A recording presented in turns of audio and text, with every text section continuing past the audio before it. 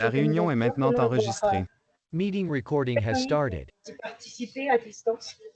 Pour commencer, je suis Falihi Ramananaj, doctorante en économie à l'Université d'Antananarivo, Madagascar. Et mon directeur de thèse est le professeur Tina Maipasu Panjiananton, et en même temps le directeur de thèse, le directeur du centre auquel j'appartiens, le CIREB. Pour commencer, sans plus tarder, le titre de ma communication s'intitule « La résilience des ménages face à l'inondation dans la commune rurale d'Anjarnefan ». Prochain slide, s'il vous plaît.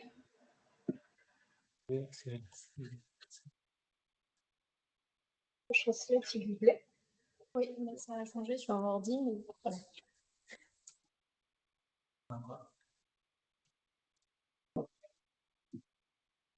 Bon. Les chocs sont généralement des événements soudains, inattendus et à fort impact causés par le changement climatique, et leurs récurrences peuvent exercer sur un ménage des impacts de multiples façons, qui nécessitent une riposte holistique de la part des agents du développement. Cependant, les personnes économiquement et socialement marginalisées s'avèrent être les plus impactées. Et de plus, l'aggravation de la vulnérabilité, qui est considérée comme polysémique, multiscalaire et multidimensionnelle, témoigne non seulement de l'échec des paradigmes dominants antérieurs, surtout dans les pays en voie de développement comme Madagascar, mais aussi justifie de la favorisation primordiale de la résilience par rapport à un choc. En effet, la résilience est considérée comme une notion, un concept innovant même pour le développement, dans le sillage de la lutte contre la pauvreté, de la faim et des vulnérabilités multidimensionnelles, à travers l'approche des capacités qui sont désormais incontournables. Cependant, parmi les aléas climatiques les plus fréquents depuis ces dernières années, les inondations engendrent des coûts socio-économiques importants qui impactent un pays. Prochain slide, s'il vous plaît.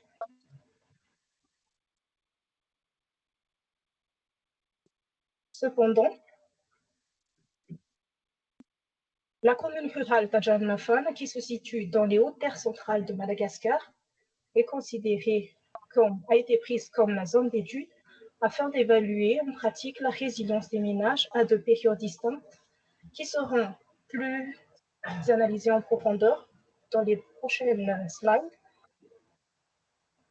Et dans les prochains slides. Prochain slide, s'il vous plaît. L'objectif de cette communication est de mesurer la résilience des ménages face à une inondation afin d'identifier ultérieurement des mesures d'amélioration auprès des ménages. Et puisque cette communication, comme je l'ai encore stipulé au début, a pour mission de présenter cette méthodologie d'IMR, il convient tout d'abord de présenter la définition et le concept que je vais utiliser durant cette communication. S'il vous plaît. La résilience a été prise selon la définition de l'UNTRR en 2022 comme étant la capacité d'un système ou d'une communauté à exposer à des aléas, à résister, à absorber, accommoder, s'adapter, transformer et récupérer des effets d'un aléa d'une manière opportune et efficace, y compris par la préservation et la restauration des structures et fonctions de base essentielles par le biais de la gestion des risques. Prochain slide, s'il vous plaît.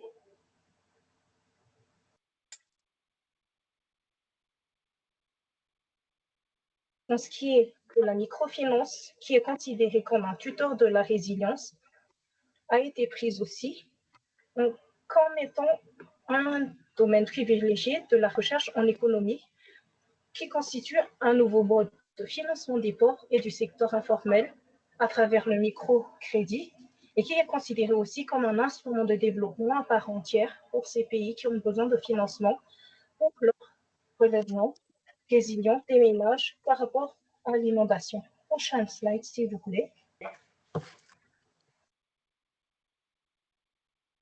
Parlons maintenant de l'IMR.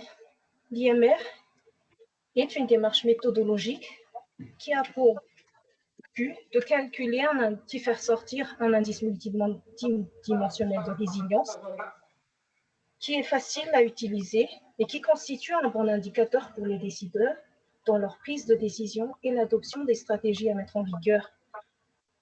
Cependant, comme on peut le constater, la résilience a suscité depuis son apparition, depuis le tournant des années 2000, l'engouement. Aussi, les différentes méthodologies qui ont pu émerger depuis les travaux de Besançon et Twigg, suivis de ceux de Prix Buglio, ont servi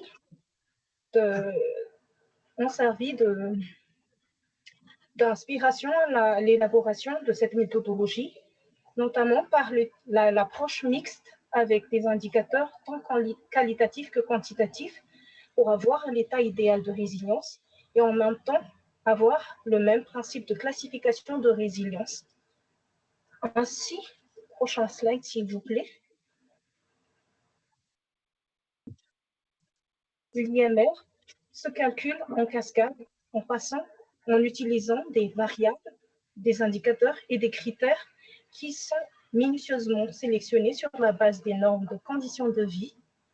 Et aussi, il se repose aussi sur deux aspects, dont notamment le degré de résilience de la communauté face à un choc, ainsi que la possibilité même de comprendre le pourquoi des résultats obtenus et d'apporter des améliorations ou des mesures correctives pour des meilleurs résultats dans le futur. Prochain slide, s'il vous plaît.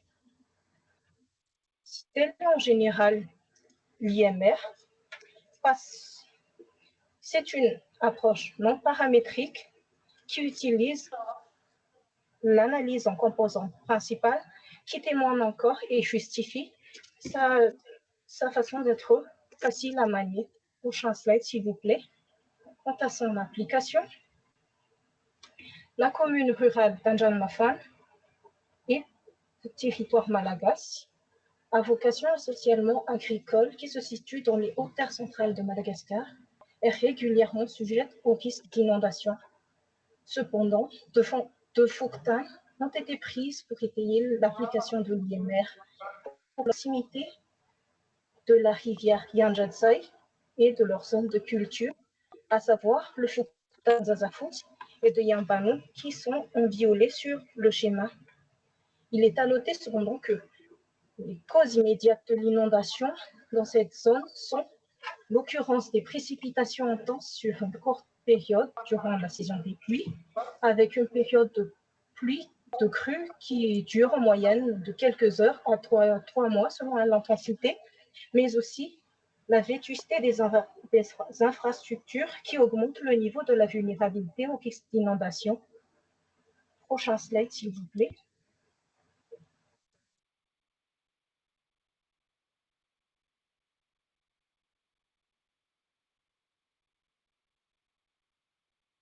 Afin d'illustrer l'utilisation de l'outil IMR, les données utilisées pour cette approche méthodologique sont les données primaires issues d'enquêtes réalisées sur terrain. Dans un premier temps, une enquête a été menée par le CERED en 2018 sur 176 ménages dans la commune rurale d'Anjan-Mafan. Et dans un deuxième temps, une deuxième descente sur terrain a été effectuée en adoptant la méthode des quotas auprès de ces mêmes ménages, mais ayant utilisé comme critère la répartition des ménages selon les AGR. Deux résultats ont alors été pris, notamment celui de l'année 2018, où les crues ont en moyenne atteint une hauteur de plus de 10 mètres que d'habitude, favorisée par le passage du cyclone Ava, ainsi que celui de l'année 2022, avec le passage de Batirai et exacerbé par le confinement de la pandémie de Covid-19. Prochain slide, s'il vous plaît. En ce qui est des résultats de 2018, Le passage du cyclone Ava a causé une inondation sans précédent dans la commune rurale et l'IMR des ménages a montré un score moyen égal à 2, signifiant un degré de résilience modéré. Ce résultat signifie que les deux fonctins considérés dans cette commune même ont un résultat mauvais, mais qui s'avère être relativement acceptable parmi les différents critères. Quant d'entre eux ont un score de résilience acceptable, comme on peut le voir sur le graphique, à savoir une bonne résilience pour le critère institutionnel, justifié notamment par l'omniprésence des entrées de matériel humain entre les ménages, et une résilience moyenne pour le critère économique, une résilience modérée, respectivement pour le critère social et renforcement des capacités, à l'inverse des critères ayant des niveaux de résilience médiocres, l'environnement et le culturel. Prochain slide, s'il vous plaît. Pour ceux de 2022, l'IMR des ménages a présenté un score moyen égal à 1, signifiant un degré hautement résilient, ce qui s'avère être un très mauvais résultat. Les scores des critères organisationnels, renforcement de capacité, n'ont pas changé, comme on peut le voir sur le graphique, en comparant avec ceux de 2018. Par ailleurs, les critères économiques, sociaux, institutionnels ont enregistré une diminution de leurs scores, à l'inverse des scores culturels et environnementaux qui ont enregistré de légères améliorations qui se pourraient peut-être dû à la prise de conscience sur les bienfaits des produits et services de l'environnement générés par des diverses sensibilisations. Compte tenu de ces résultats, donc, on en déduit que chaque facteur présente de résilience différente, et ce, à chaque année étudiée. Prochain slide, s'il vous plaît.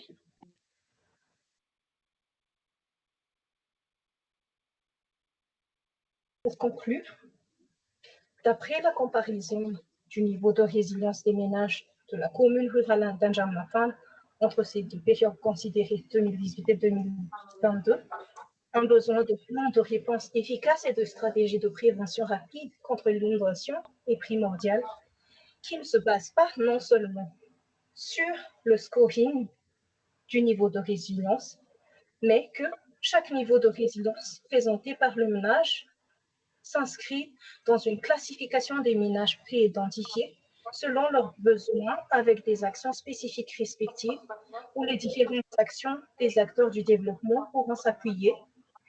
C'est dans ce sens que s'inscrivent les perspectives et la continuité prochaine de cette étude. Prochain slide, s'il vous plaît. Merci pour votre aimable attention.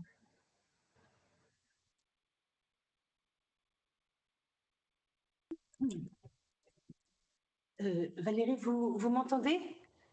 Oui, je vous entends très bien. D'accord, merci beaucoup. Eh bien, vous vous êtes privé de 10 minutes d'intervention, donc vous avez vraiment terminé beaucoup plus tôt que... Donc, il nous reste pas mal de temps pour la discussion. Donc, est-ce que vous êtes d'accord qu'on... Ah, merci beaucoup. Et donc, vous êtes d'accord qu'on pourrait faire la discussion maintenant, je pense, enfin au moins sur les points précis de ce papier, puis réserver la dernière partie à une discussion générale.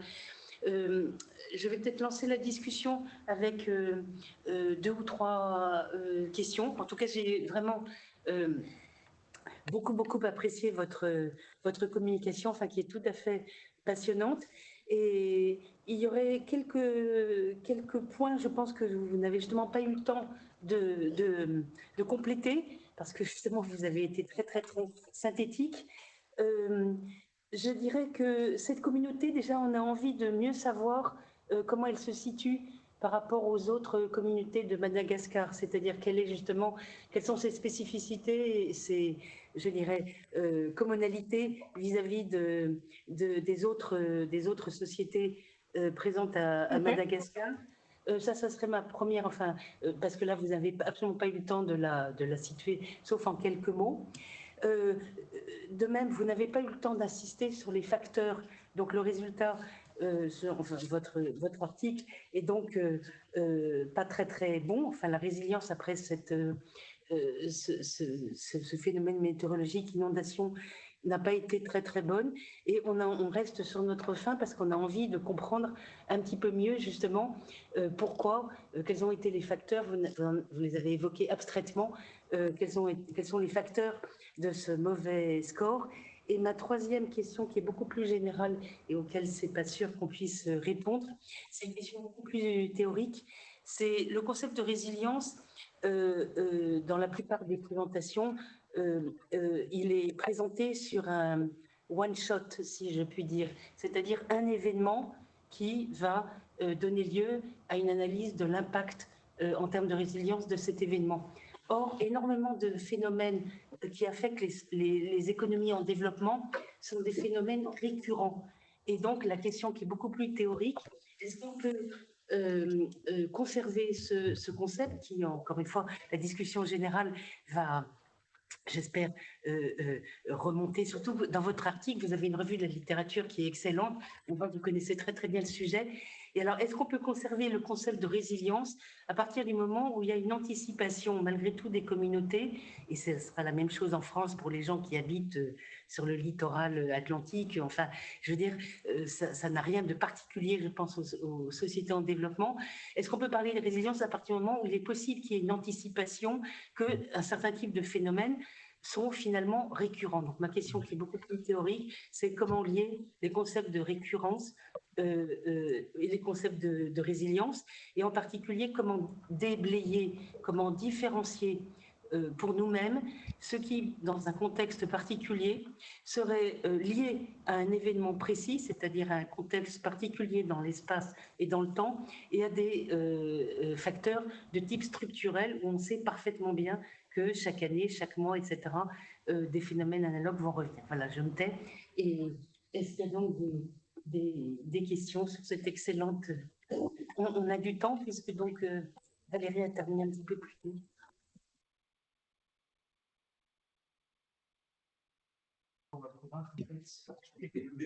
Ça sera pour la fin. Oui. Non, mais si elle est trop compliquée, oui, dites-moi. Parlez plus fort, je ne suis pas sûre que Valérie vous entende. Valérie, vous nous entendez? Non, pas du tout, s'il vous plaît. Ah non, j'avais Bien sûr. à la limite, pour la question, peut-être je prends ce fameux micro circulaire pour que tout le monde en profite. Est-ce qu'il est sans fil? Non, il n'est pas sans fil. Exactement, c'est bien. On peut faire circuler comme un micro. Ouais. Merci. Valérie, vous nous entendez comme c'est comme ça? Oui, oui, très bien, merci. Super. Le mieux, c'est... Allez. Valérie, en fait, j'avais une remarque auprès du sur le commentaire qui venait d'être fait, en fait, sur cette question de est-ce qu'il peut y avoir résilience, s'il y a anticipation. En tout cas, est-ce que c'est cohérent de parler de résilience?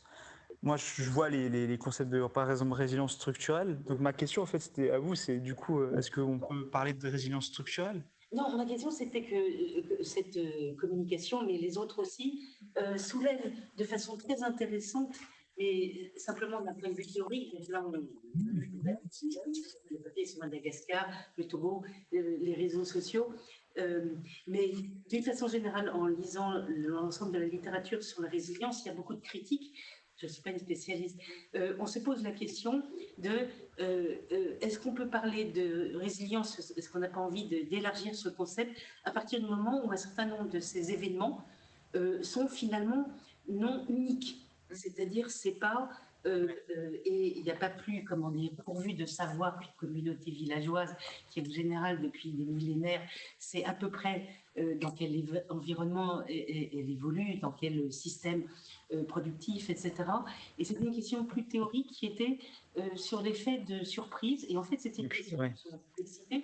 C'est-à-dire, il y a forcément des effets de feedback dans toute communauté qui est installée quelque part depuis des centaines d'années ou des millénaires, avec une parfaite connaissance de l'environnement, enfin, en tout cas, une certaine connaissance.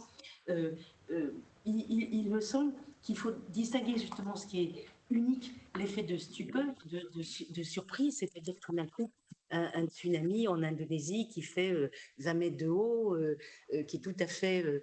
donc là, on est en plein dans, effectivement, résilience. Bon, là, cette espèce de stupeur, et est-ce qu'on peut s'en sortir ou pas? Pour Hatché, par exemple, c'est intéressant que tout le monde, semble-t-il, a récupéré. En même temps, là, c'est la question du feedback et des boucles, c'est-à-dire une communauté sur et encore une fois, ça peut être la même chose pour la façade atlantique ou pour Bolène, ou pour... c'est lorsque des phénomènes ont un certain degré de probabilité, typiquement une inondation, est-ce qu'il n'y a pas une construction quand même à la fois culturelle, économique, politique de la part de ces communautés qui permettrait de... Alors le mot en anglais est très bien, il n'a pas de traduction, c'est to cope with, de pouvoir composer avec ce type d'événement. Et ça amène à la question qui est justement que ces études sur la résilience, peut-être, devraient être amenées à, d'un point de vue théorique, distinguer ce qui est un événement non anticipable ou faiblement anticipable et des phénomènes qu'on pourrait appeler structurels, où on sait que si, par exemple, on est installé dans une zone à Oncocercose, entre deux rivières, on sait qu'il y a de fortes chances que la population soit affectée. Donc, et les populations, en général, ont des stratégies pour ça. Donc, c'était simplement de dire, si on veut faire des articles très profonds sur la résilience, d'avoir plusieurs points dans le temps. Ça, malheureusement, on n'a pas forcément les moyens d'avoir des enquêtes répétées. Et surtout, de se poser la question, est-ce qu'il n'y a pas des modifications dans les caractéristiques politiques, économiques, culturelles de ces sociétés qui ont internalisé la récurrence de ces phénomènes, et ce qui fait qu'on a un système qui est en fait dynamique, puisqu'il se modifie en boucle, en feedback, si on faisait un modèle. Et en fait, mais encore une fois, c'est très très difficile, ce n'est pas du tout un reproche, c'est qu'on n'a pas affaire à...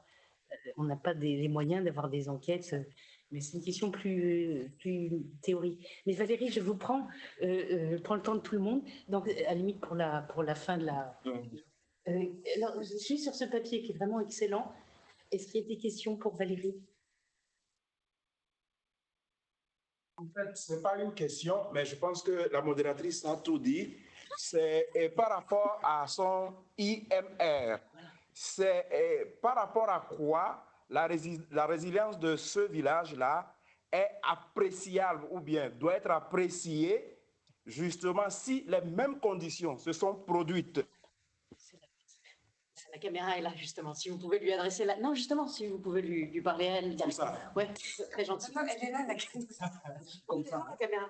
Oui, ok. Ah non, mais oui, mais un peu plus par là, enfin, là pour qu'elle vous voit. Okay. C'est l'œil de la caméra. Ok.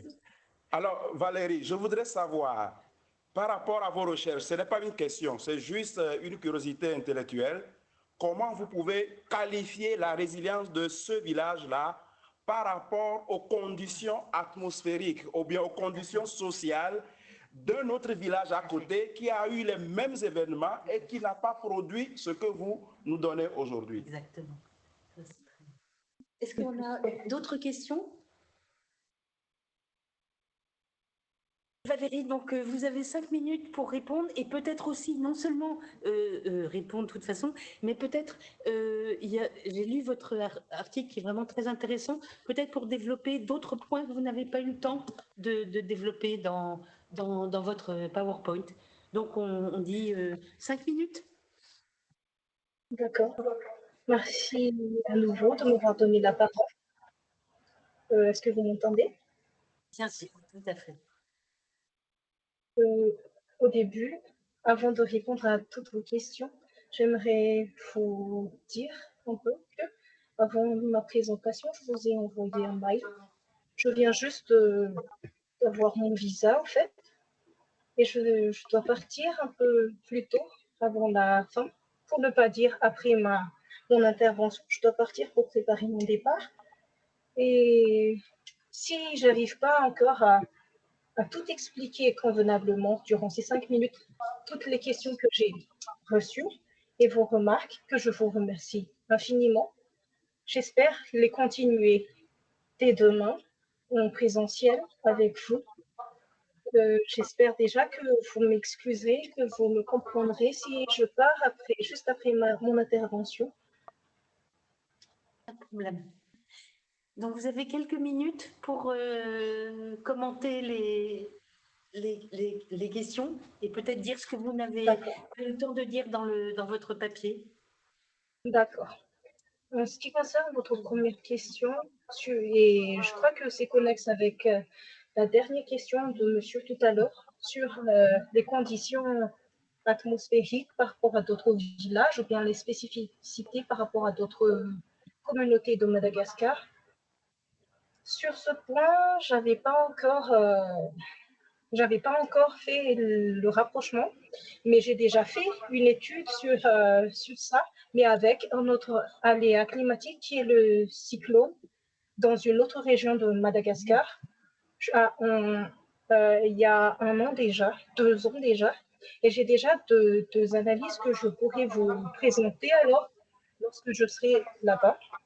Et concernant les facteurs des scores, pourquoi ils sont mauvais comme ça, je pourrais aussi vous le présenter, mais pour vous diriger un peu, dans mon slide et dans mon écrit, il y a un petit tableau qui résume quels sont les critères, quelles sont les variables, et à côté, juste à côté, il y a un petit tableau qui résume aussi le scoring. Par rapport à ce mauvais résultat, comment dirais-je, cela dépend du traitement et de la qualité des données qui ont été récoltées lors de l'enquête. Mais et concernant la dernière question, dans mon article aussi, dans la communication que j'ai dit, ça ne s'arrête pas seulement au scoring, mais on doit aussi évaluer. L'IMR a déjà anticipé un temps de résilience qu'il faut calculer par rapport à chaque à chaque année. Et cela permettrait aussi, je pense, de voir la cohérence dans le temps pour chaque année pour lier cette récurrence de la résilience et la récurrence des aléas. Je ne sais pas si je me suis fait comprendre et je tiens déjà à m'excuser si je suis un peu éparpillée, mais voilà. Oui. Bon, bah, merci beaucoup Valérie. On va passer donc à la prochaine présentation. Comment est-ce que vous Picam? Picam, c'est ça. Merci. Valérie, merci beaucoup. Et donc, surtout, vous faites bon voyage. Puisque donc, vous êtes ici. Merci beaucoup. À très bientôt, j'espère. Voilà. À demain et bon voyage. Merci beaucoup. Au revoir. Madagascar, c'est loin.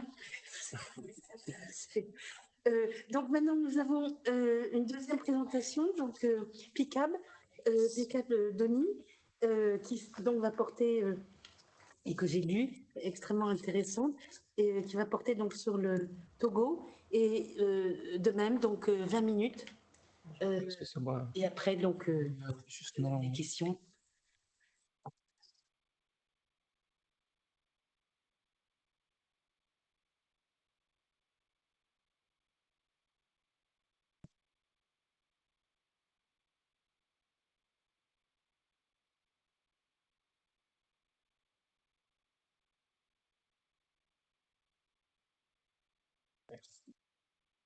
Ça peut arriver.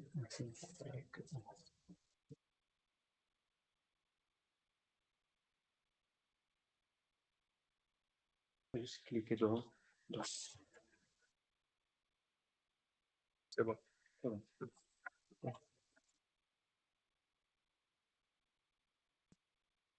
OK. Forcément. OK. Avant tout propos, je tiens tout d'abord à remercier tout le comité d'organisation qui a vraiment œuvré pour notre arrivée, pour participer à ces journées doctorales ça n'a pas été facile. Du moins, ceux-là qui se sont impliqués savent de quoi je parle. Mais Dieu merci, je suis là aujourd'hui pour partager de ma modeste expérience avec mon article qui s'intitule... Vous pouvez parler un tout petit peu plus fort. Okay. Oui, ils sont entendus. Ouais. Ou alors rapprochez, Okay, parlez même le plus fort que vous pouvez. Ok, d'accord. Ok, merci beaucoup, professeur. Donc, moi, je réponds au nom de Denis Picard.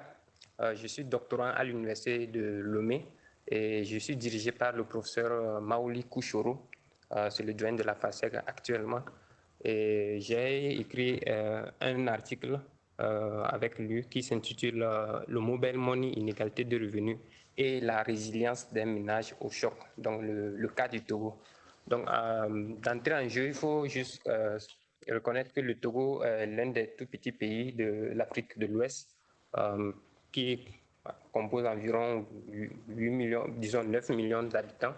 Et elle est limitée par un certain nombre de pays, notamment les pays limitrophes qui sont le Burkina Faso, le Bénin et le Ghana. Donc, c'est une étude de cas que nous avons fait dans le cadre de cette étude. Donc, sans plus tarder, ma présentation va se décliner comme suit. Nous allons une petite introduction.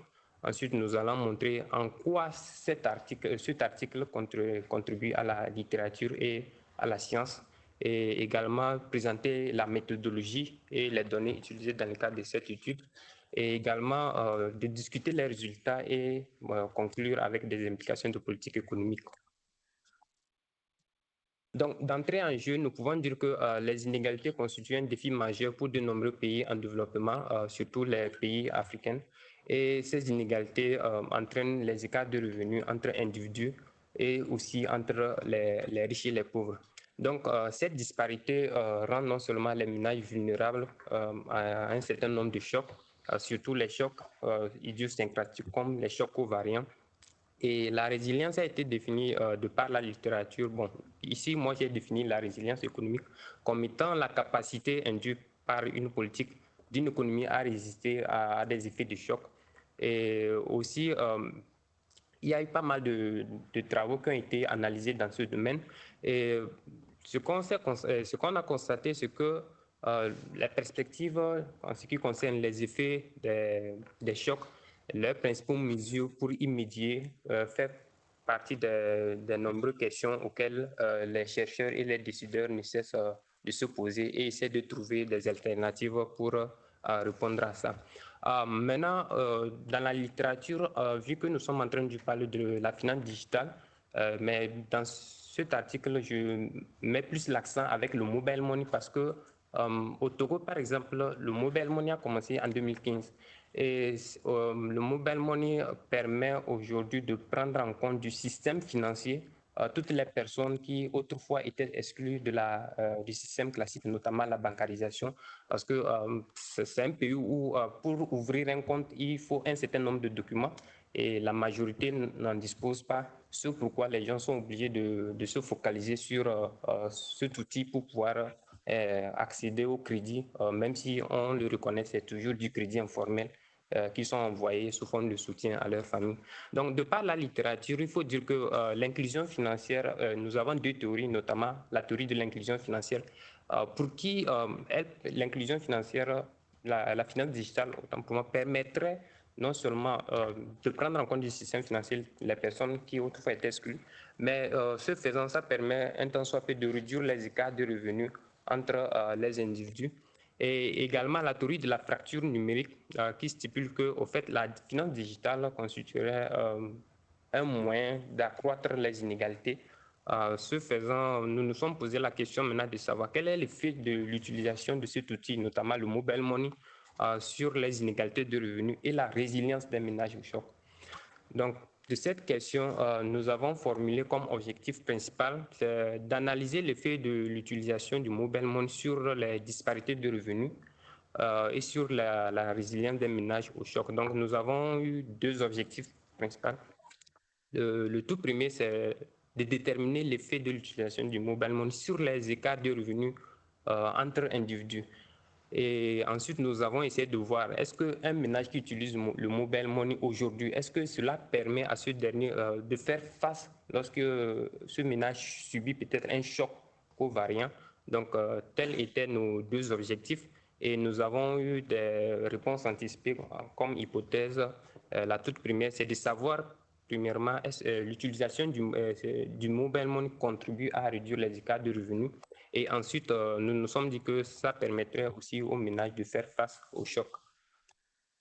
Donc, comme contribution, il faut dire que cet article, contrairement aux études antérieures, prend en compte non seulement dans l'analyse la résilience, parce qu'on s'est rendu compte que sur le plan littéraire, beaucoup d'études se sont focalisées uniquement que sur la finance digitale et les chocs que subissent les ménages. Donc, voir une étude qui inclut aussi les inégalités constitue une valeur ajoutée. Et aussi, contrairement aux études qui utilisent le plus souvent l'indice de Gini pour capter les inégalités, dans cette étude, nous-mêmes, nous avons essayé de calculer un indice qui traduit l'écart de revenus moyen entre deux individus. Et je pense qu'à la suite de ma présentation, j'aurai à vous présenter comment nous avons pu calculer ça. Et également, cette étude se concentre plus sur le choc covariant. Parce qu'on s'est rendu compte que dans la majeure partie des études, les gens se concentrent plutôt sur les chocs idiosyncratiques. Or, nous, aujourd'hui, avec la crise COVID-19, qui a été un choc covariant qui a amené tous les ménages à subir. Donc, peu d'études analysent le choc covariant, raison pour laquelle nous on s'est présenté sur ça. Donc, comme modèle, nous avons utilisé un modèle de régression quantile à variable instrumentale. Vous m'excusez pour toutes ces équations. En fait, il faut dire que c'est un modèle qui permet non seulement de prendre en compte le problème d'endogénéité, parce que l'utilisation du mobile money en elle-même dépend de plusieurs facteurs. Et c'est vrai que nous avons essayé de soulever, grâce à la littérature, un certain nombre de facteurs, mais il y a d'autres facteurs que nous ignorons et le fait de ne pas prendre en compte ces facteurs peut causer ce qu'on appelle les biais d'endogénéité dans les régressions économétriques. C'est pourquoi nous avons opté pour cette méthode d'analyse pour pouvoir tenir compte de ce biais d'endogénéité. Voilà, donc nous avons utilisé notre modèle linéaire. Et ici, vous allez voir que l'équation 4, nous avons la variable qu'on a nommée MM, qui est le mobile money, donc qui prend sur le ménage, utilise le mobile money 0 dans le cas contraire. Et nous avons l'âge du chef de ménage, nous avons la taille, nous avons le phone qui veut dire tout simplement, est-ce que le ménage dispose d'un téléphone mobile? Vu que le mobile money, c'est grâce au téléphone mobile qu'on arrive à faire ces genres de transactions. Et également la situation matrimoniale, la branche d'activité agricole, les travailleurs indépendants qui sont matérialisés par self-employment ici. Et également, nous avons la région et le sexe. Donc, notre variable d'intérêt, autant pour moi, c'est l'indice que nous avons calculé, notamment l'indice d'inégalité de revenus. Et notre variable, plutôt c'est notre variable dépendante, vous m'excusez, et notre variable d'intérêt, ça c'est le mobile money. Donc ensuite, vu que notre deuxième objectif, c'était de pouvoir analyser, pour voir si lorsqu'un ménage subit un choc covariant, est-ce que le fait qu'il utilise le mobile money, est-ce que ça contribue à faire face à ce choc? Donc, nous nous sommes dit qu'il serait bien d'utiliser le modèle Probit pour pouvoir analyser ça. Et c'est ce modèle également que nous avons utilisé. Donc, dans le cadre de cette étude, nous avons utilisé les données d'enquête harmonisées sur les conditions de vie des ménages de 2008. L'enquête a couvert 6171 ménages. C'est une enquête harmonisée qui a été faite dans les pays de l'UEMOA. Donc, c'est les données de cette enquête qui nous a permis de faire nos analyses économétriques et faire sortir nos résultats. Donc, comment nous avons calculé notre indice d'inégalité de revenus? Donc ici, l'objectif pour nous, c'était de calculer un indice qui traduit le cas de revenus moyen entre deux individus. Donc pour cela, nous avons eu recours à l'écart type qui traduit la dispersion des revenus des individus autour de la moyenne. Donc ainsi, si nous supposons que le FI constitue l'écart de revenus entre individus, donc ça veut dire que si cet écart est grand, donc nous soupçonnons qu'il y a l'existence d'une inégalité assez forte dans notre échantillon. Dans le cas contraire, ça veut dire qu'il y a une inégalité très faible dans notre échantillon. Donc nous nous sommes dit que si maintenant l'indice recherché a pour formule, c'est-à-dire l'écart type divisé par le XI veut dire tout simplement le revenu de chaque individu. Donc, nous nous sommes dit que ça serait bien de pouvoir maintenant voir dans quelle mesure cet indice permet de réduire les inégalités.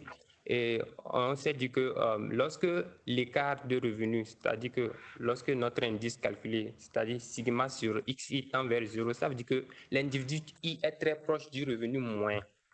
Donc, cela veut dire que dans ce genre de cas, les inégalités sont en train de diminuer parce que l'individu est proche du revenu moyen. Mais si le rapport entre l'écart type et le revenu de chaque individu tend vers l'infini, ça veut dire que l'écart de revenu, il existe une plus grande écart de revenu entre les individus. Donc, c'est de cette manière que nous avons pu calculer notre indice d'inégalité de revenus. Et avant de faire sortir nos résultats, nous avons fait un certain nombre de tests parce que lorsque nous utilisons le modèle de régression quantile à variable instrumentale, il faut justifier d'abord avec un certain nombre de tests pour voir si vraiment le modèle que nous avons utilisé est adéquat. Donc, nous avons ici estimé le modèle OLS, ensuite le modèle TOSLS. Et ici, ce qui justifie tout d'abord que notre modèle est adapté à notre étude, c'est premièrement parce que le test de Hansen de la validité des instruments, la plus-value est supérieure au seuil de 5%. Et également le test d'endogénéité, voilà, comme je vous le disais tantôt, nous voyons que la plus-value du test d'endogénéité est nulle, donc qui justifie vraiment que notre variable que nous soupçonnons endogène ici était vraiment une variable qui avait des problèmes d'endogénéité. Donc c'est avec ce test que nous avons pu confirmer vraiment le choix de notre étude. Et comme résultat, nous avons fait sortir les résultats de façon quantile, les résultats par quantile. Donc, nous nous sommes rendus compte que le fait pour un ménage d'utiliser le mobile money permet de réduire les inégalités de revenus entre individus. Donc, vous allez voir que j'ai mis ça en gras. Et l'effet est la même pour tous les quantiles de revenus. Notamment ici, le 10e quantile et le 25e quantile constituent le plus souvent les ménages pauvres et le 75e et le 90e quantile constituent les ménages riches. Également, nous nous sommes, vu que notre deuxième objectif, c'était de voir lorsqu'un ménage subit un choc covariant, est-ce que le fait d'utiliser le mobile money permet à ce dernier de pouvoir faire face à ce choc. Donc, le modèle Probit nous a fait savoir que pour un ménage qui utilise le mobile money, cela permet à ce dernier de faire face à un choc covariant. Et peut-être vous allez me demander dans quelle mesure cela permet à ce dernier. Voilà. Donc, nous nous sommes dit que non seulement aujourd'hui, le mobile money permet au ménage de recevoir des transferts monétaires, mais lorsqu'il y a un choc, c'est le seul moyen par lequel le ménage, le plus souvent, ce sont des ménages pauvres qui n'ont pas accès au crédit, qui n'ont pas de compte. Donc, c'est le seul moyen par lequel la famille ou bien les proches de ce ménage arrivent à transférer un certain nombre de revenus pour un temps soit peu diminuer l'intensité du choc. Et également, on peut constater qu'avec la crise Covid-19, les autorités du pays, c'est grâce au mobile money qu'ils avaient mis en place un programme dénommé Novici pour pouvoir toucher les ménages les plus vulnérables en leur accordant un certain nombre de transferts monétaires de façon mensuelle.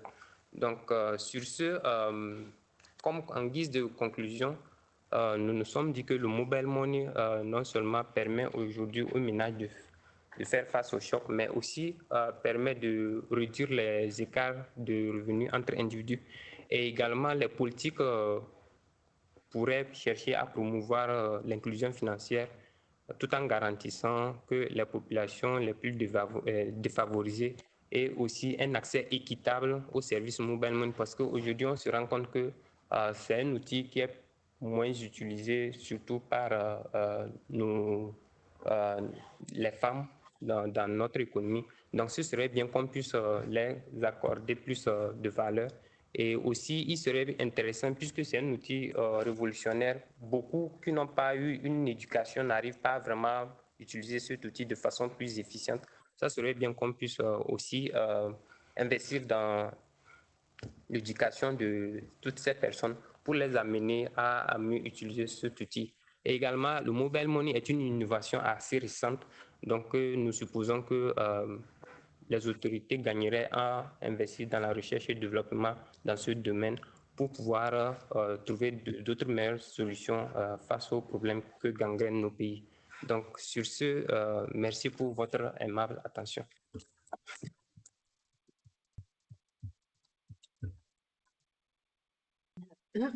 Merci beaucoup. Et donc, tout le monde termine avant les 20 minutes prescrites. Donc, tout le monde a envie d'expédier. Donc, on a pas mal du temps pour la discussion. Si vous voulez, je fais la même chose. En tout cas, merci beaucoup. C'était extrêmement intéressant. Pour lancer la discussion, vous avez, faute de temps, justement, présenter des résultats, mais ça serait donc très intéressant de les discuter un tout petit peu plus. Et je dirais, première interrogation, de toujours, enfin, ça sera pour la discussion générale, de contextualiser vos résultats. Enfin, je pense que c'est particulièrement lorsque ce sont des études de cas comme Valérie, où on est très assoiffé de savoir un petit peu plus sur la stratification, par exemple, existant au Togo. Puis vous n'avez pas eu le temps de développer. Bon, vous avez dit très vite, tout le monde utilise évidemment un portable, etc.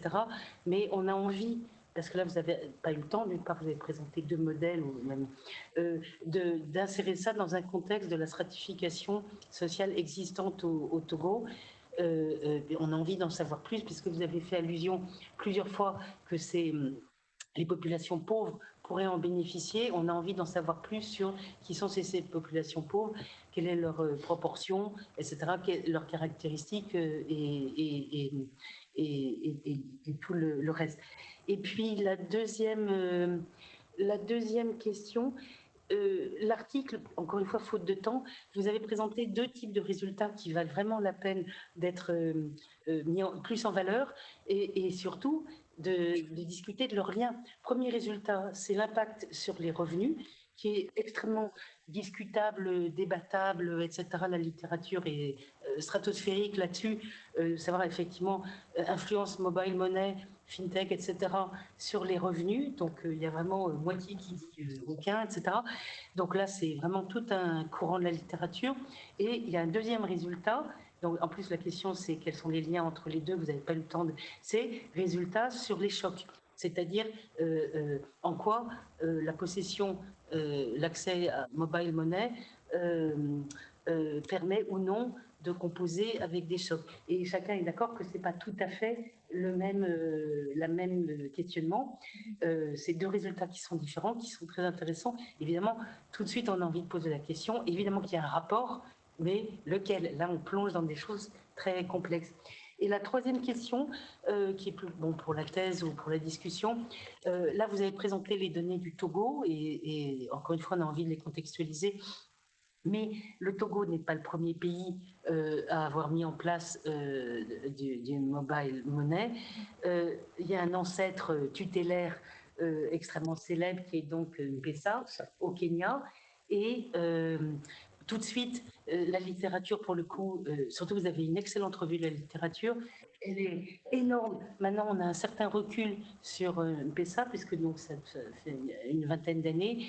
Et M-Pesa, comme Younous, d'ailleurs, comme le microcrédit a été porté au nu à ses débuts, enfin, surtout que c'était extrêmement poussé par les bailleurs de fonds. Donc, il y a une littérature de la Banque mondiale, de policy making, etc., énorme. Et puis, après, peut-être vous avez entendu parler, il y a eu un article dans African Review of Political Economy disant que M-Pesa, c'était un désastre absolu. D'ailleurs, c'est intéressant parce que ça a eu la même courbe d'enthousiasme que le microcrédit. Et cet article, que je n'ai pas eu le temps de lire très en profondeur, mais que j'ai regardé hier, est extrêmement critique et dit qu'en fait, M-Pesa reconduit les inégalités, ne permet rien du tout, etc. Et ça donne d'ailleurs envie, pour revenir à la question sur la stratification, on a envie d'en savoir plus aussi. Quel est le coût d'un portable? Quelles sont les infrastructures qui permettent d'acheter ces portables, etc. Est-ce qu'ils sont fabriqués localement, réparés localement? Est-ce que c'est des boutiques? Qui gère ces boutiques? Est-ce que c'est privatisé? Est-ce que c'est subventionné par l'État? Enfin, on a toutes ces questions et donc ça vaudrait vraiment la peine de regarder les autres expériences dans les autres pays, parce que peut-être le Togo a tiré les leçons des autres pays. Mais en tout cas, pour M-Pesa, on voit bien que là, les gens sont critiques, mais peut-être à tort, parce que je pense que malgré tout, compte tenu de l'état du système bancaire en Afrique, c'est quand même mieux que ce qu'il y avait avant les portables, qui était un désastre. Enfin, le système bancaire excluait complètement les gens à bas revenus. Donc, je voudrais avoir. On n'a pas le temps pour un débat et des questions sur les papiers de Madame. Merci beaucoup pour cette présentation sur un sujet qui est très intéressant et sur lequel en tout cas dans les universités du Sud, entre guillemets, on ne bosse pas souvent dans ces types de champs-là, alors que c'est une question qui devient de plus en plus intéressante. Autant au Togo qu'au Sénégal également, la question de la finance digitale est en train de prendre de l'ampleur. Elle se développe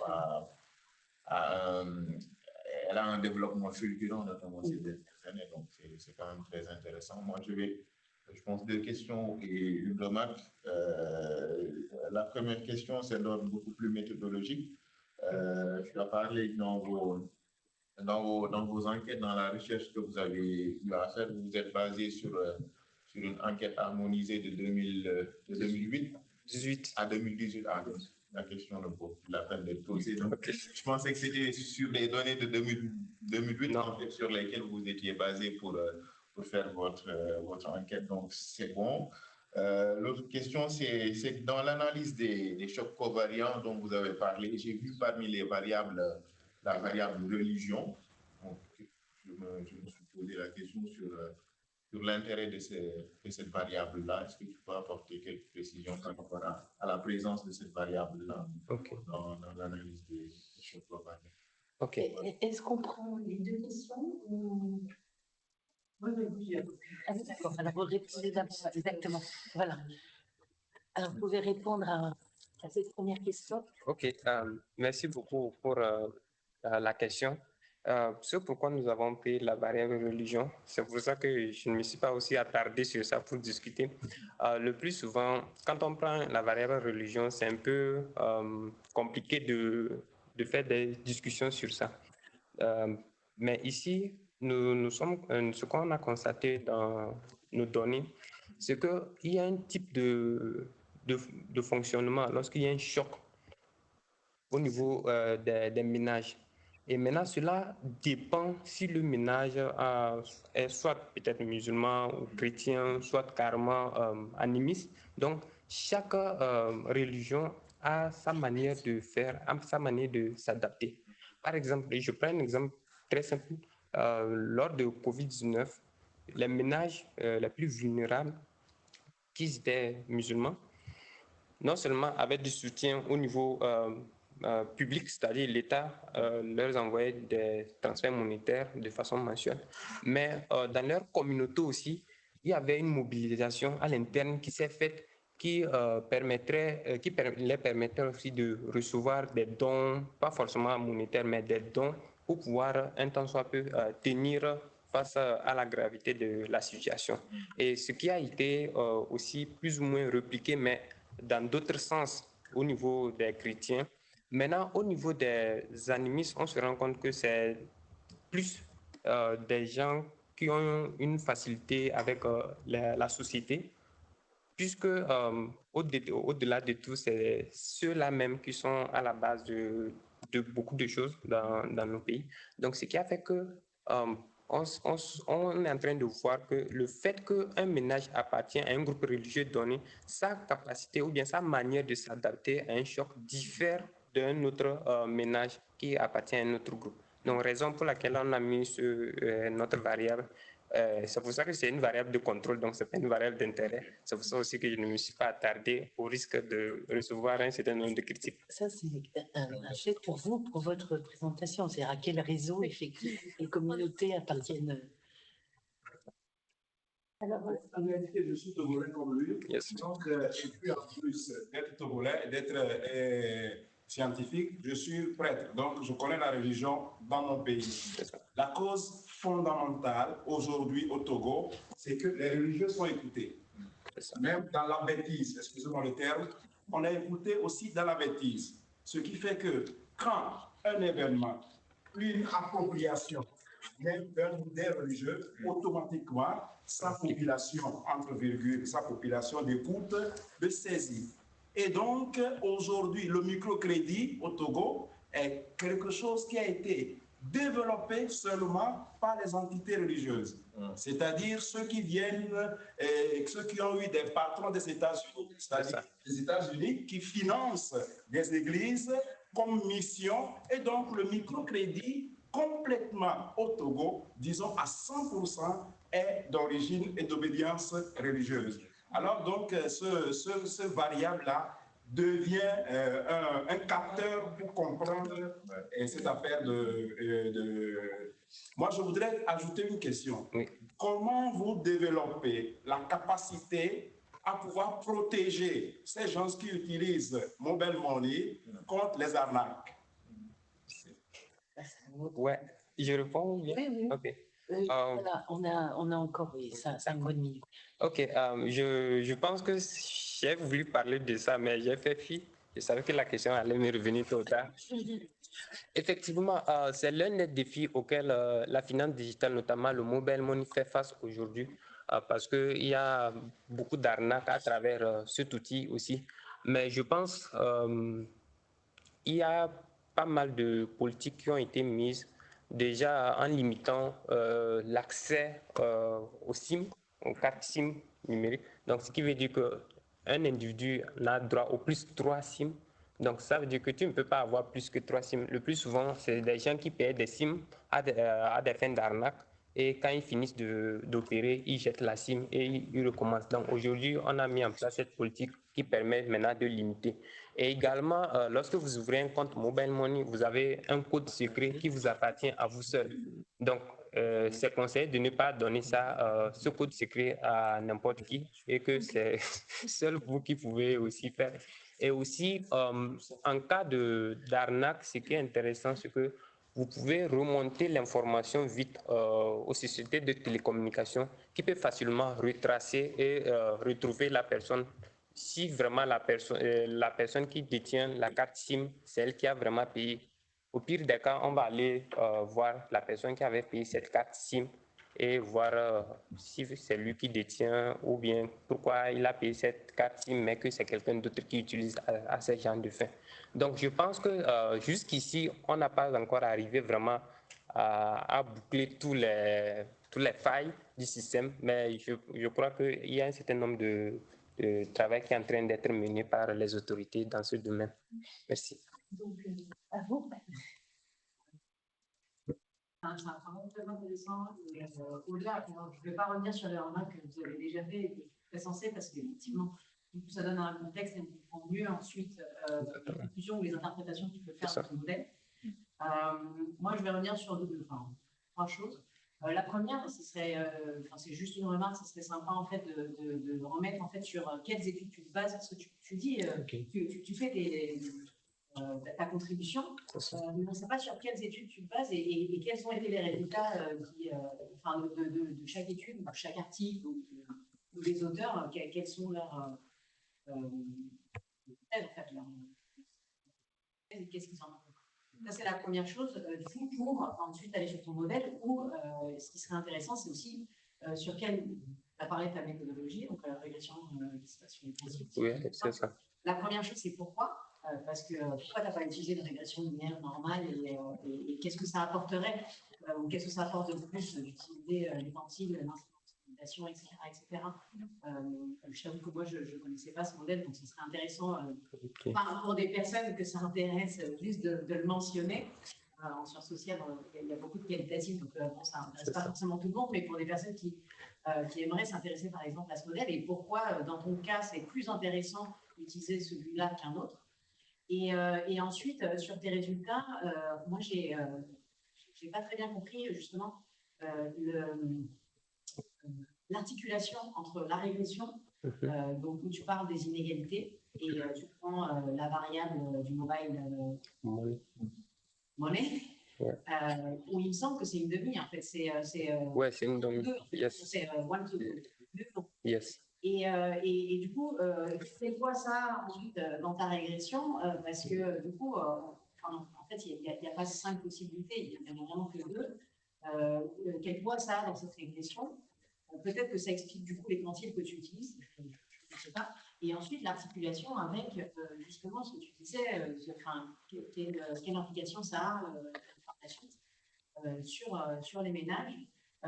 Moi, c'est cette articulation-là du modèle que je n'ai pas très bien compris, que peut-être tu peux développer un peu plus, voilà, et du coup expliquer les résultats d'interprétation qu'il y a derrière, parce que en fait, c'est à partir du début de ton modèle jusqu'à la fin qui donne en fait du sens à la fin à ton interprétation. Ok, merci beaucoup. Juste pour le temps, il n'y a pas d'autres questions? Très bien, donc vous avez maximum 5 minutes. D'accord. Ok, merci beaucoup, professeur. Et merci à Diana pour la question. Elle est économiste aussi, donc je pense qu'on se comprend. En fait, le modèle, c'est pourquoi j'ai utilisé ce modèle, c'est pour plusieurs raisons. C'est vrai que j'ai évoqué juste quelques-unes. La toute première raison, c'est du fait que notre variable, nous avons soupçonné que notre variable mobile money est endogène. Donc, pour corriger ce biais, il fallait utiliser soit des méthodes randomisées, soit des méthodes à variable instrumentale. Maintenant, ce pourquoi nous n'avons pas utilisé, par exemple, la méthode randomisée, c'est parce qu'on n'a pas un groupe traité ici, un groupe de contrôle pour pouvoir faire après la comparaison. Voilà. Maintenant, vu que nous avons les individus, donc il fallait maintenant trouver une méthode plus ou moins adéquate. C'est la raison pour laquelle on s'est appesanti sur la méthode. Maintenant, au-delà de ça, contrairement aux méthodes de régression linéaire simple, le fait de faire une régression linéaire simple peut avoir ce qu'on appelle des problèmes d'hétérocydaticité parce que l'utilisation dépend de plusieurs variables. Donc, le fait de les mélanger tous dans le même modèle sans tenir compte peut causer ces biais d'hétérocydaticité et d'autocorrélation. Voilà. Et le modèle de quantile à régression, le modèle de régression linéaire, le modèle autant pour moi de variable instrumentale, quantile à variable instrumentale, ça permet de quantifier l'effet pour chaque quantile de revenus en fonction de chaque ménage. C'est pour ça que vous allez voir que les résultats, je les ai dispatchés en 10e quantile, 25e, pour notifier que ces deux quantiles-là constituent les ménages pauvres.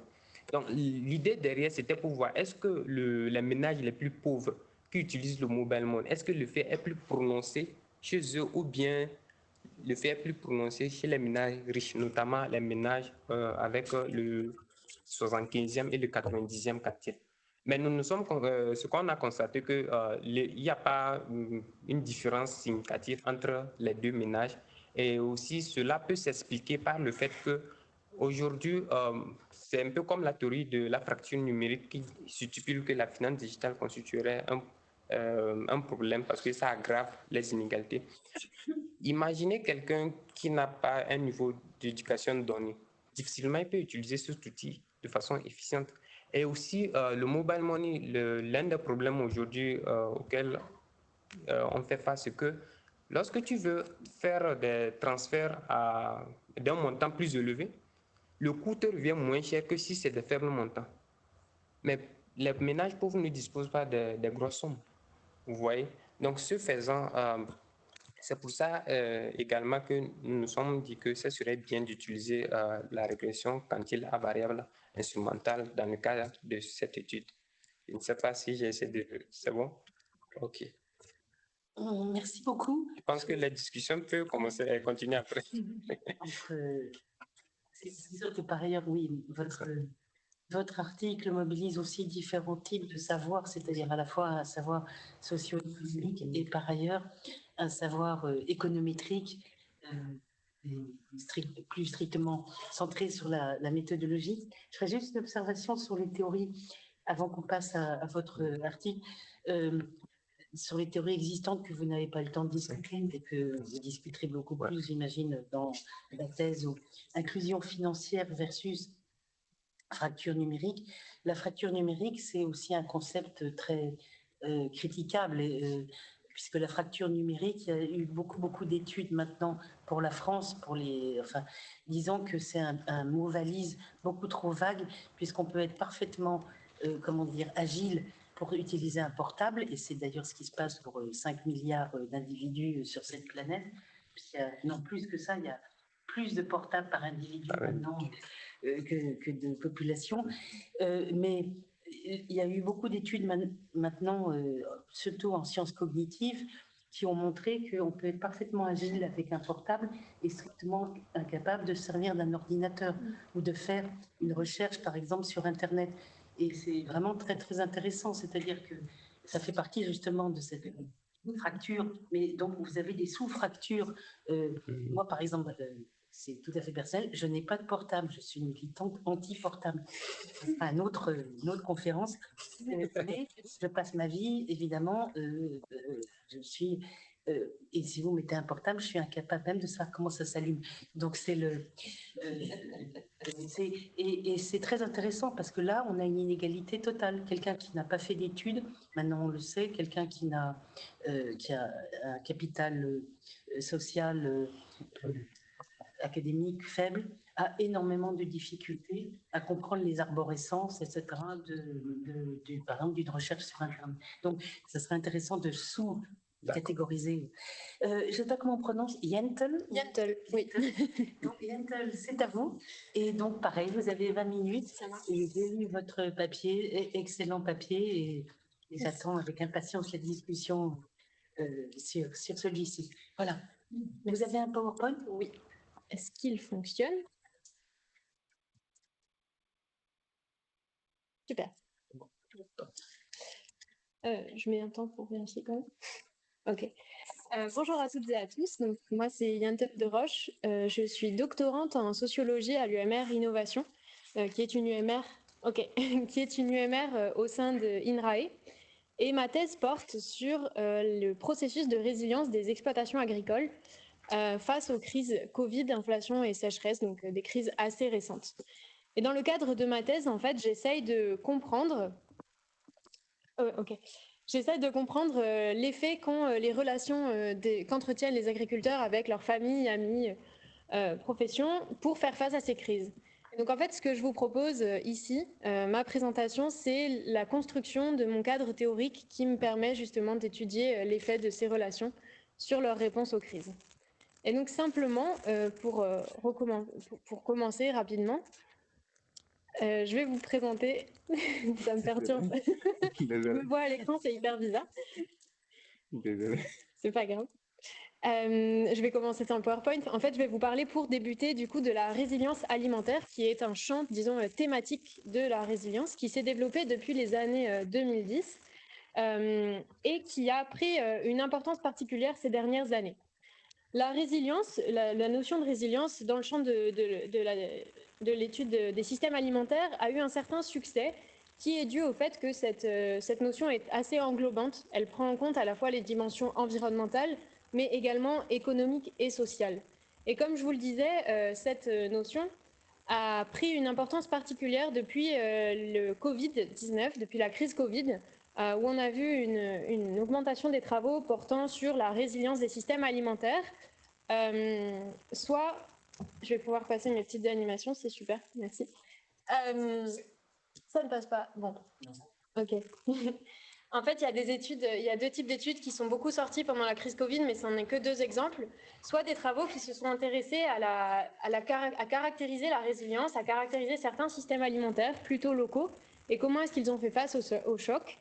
Soit des travaux assez généraux qui ont essayé de tirer des leçons de cette crise Covid pour essayer de mieux anticiper les prochaines crises. Donc, ma thèse s'inscrit dans ces travaux qui poursuivent en fait ces réflexions autour de la résilience alimentaire suite à la crise Covid.